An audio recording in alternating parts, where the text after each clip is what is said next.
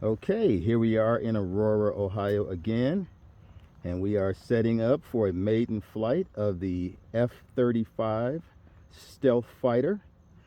This is the fastest plane in my fleet, partly because of those little bitty stubby wings that it has.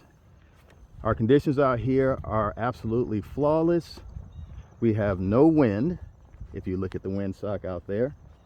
The sun is behind the clouds back there, so visibility should be pretty good.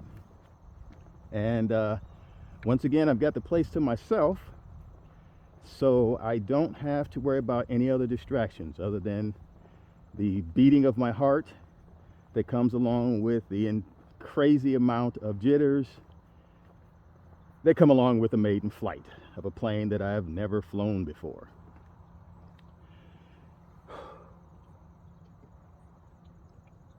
Flaps are in the takeoff position. This plane is configured for flaperons, just like my F-16. And just like with all my maiden flights, I'll do just a few circuits to get a feel for the plane and then get her back on the ground safely. Motor is armed, landing lights have come on. We begin our takeoff roll.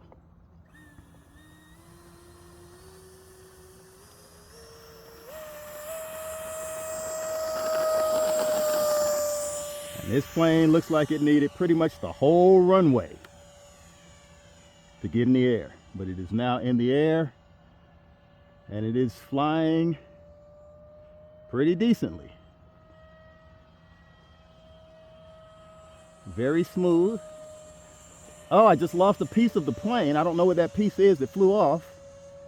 So we're going to prepare for an emergency landing, because I don't know what that is I lost.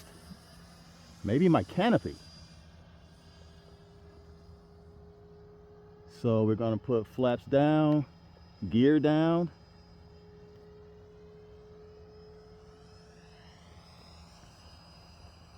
I've got no power. I'm not going to make the runway. Gear up. I'm not sure what happened, but I lost power, and I did check that battery, so I don't know what happened, and I don't know what that part is that came off the plane. So we're going to walk out in the direction where the plane went down, and hopefully the gear were up. Hopefully the gear got up in time in order to be able to at least not damage the landing gear.